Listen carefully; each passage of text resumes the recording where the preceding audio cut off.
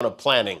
Karoline Leavitt, his press secretary, the woman who keeps insisting Trump didn't draw this or sign this in 2003, she was 5 years old. She was too young even for Jeffrey Epstein.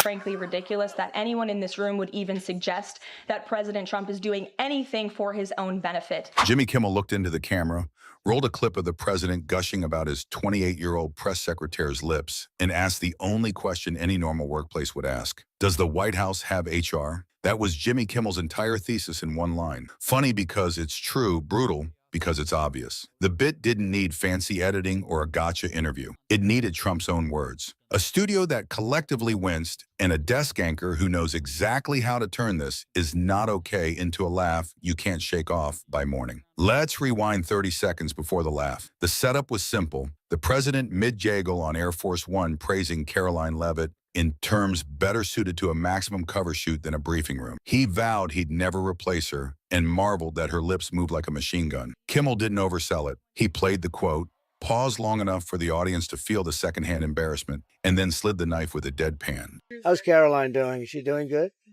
How you doing? Should Karoline be replaced? Huh? That's up to you, sir. It'll never happen. Nobody wants It'll to stick never up happen. for me. Look, Great job. Thank you, Kate. that face and those Katie and those lips, they move like a machine gun, right?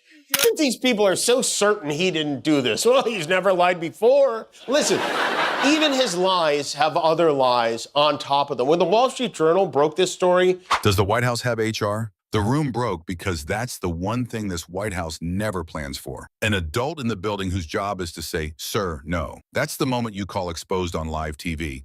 Not because Kimmel uncovered a secret, but because he flattened the spin. In 2 beats, he made the power imbalance legible. A 70-something boss objectifying a 20-something subordinate on government time on a government plane. As if dignity were a suggestion and boundary training were for interns. Late night is lethal when it puts nonsense beside normal. Everyone watching can feel which side of the split screen they live on. Everyone recognizes the office guy who narrates women's bodies like it's a personality. Everyone knows why HR exists. Now, to understand why Karoline Leavitt was already TV hot before Kimmel touched the clip, you need one earlier broadcast moment. June 24th, 2024, live on CNN.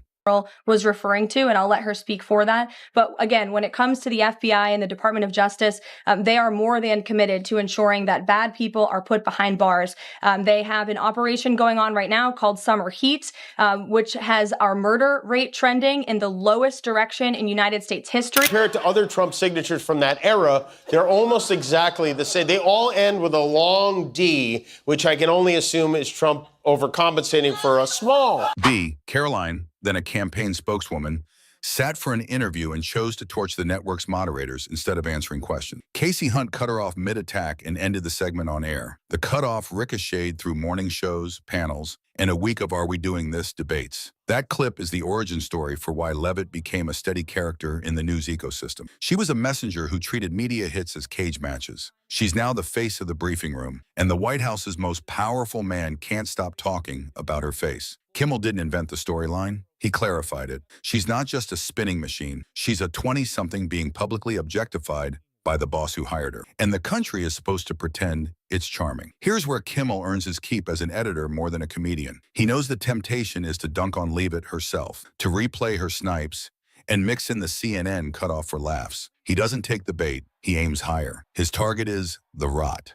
The president suddenly has no comment on this. His sycophants are left to defend him. Last night, I joked that Trump would blame this on Joe Biden's auto pen, and I was wrong.